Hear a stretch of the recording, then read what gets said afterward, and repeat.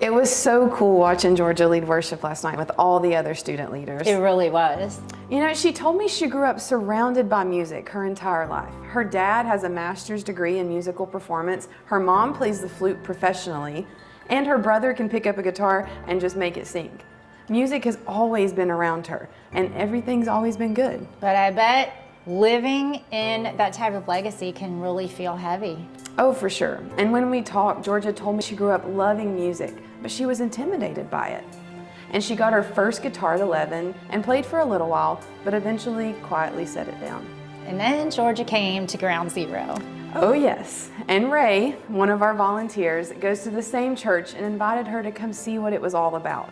And she said she was a little nervous and she wasn't sure would she wanted to even come, but when she walked in, something surprised her. Everyone was kind and welcoming, and she felt safe enough to stay. And I overheard you one night ask her if she wanted to help lead worship with the student leaders. Oh yeah, and that night changed absolutely everything. As Georgia played, she watched the room change, walls came down, faces softened, and some students even began to cry. And not because of the music, but because they were being led into the presence of the Holy Spirit. So the first time I led worship, I saw my friends' faces change. I saw a few of them cry, and the way the music and the way that my talent impacted them, it really helped me discover what my place is.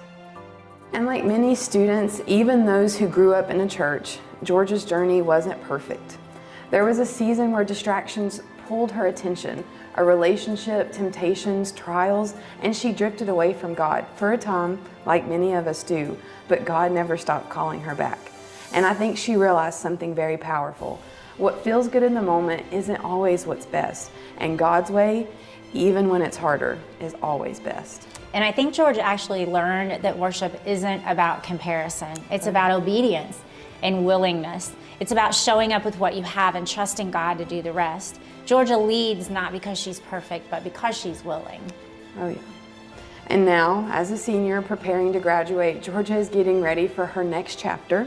7 months studying in England, then returning to attend Liberty University, where she plans to study education with the hope of teaching elementary school. Now, Georgia doesn't know exactly what God will do with her music, but she does know this: the best way forward is walking in step with Him. And Ground Zero helped her find the courage to use what God gave her for something bigger than herself.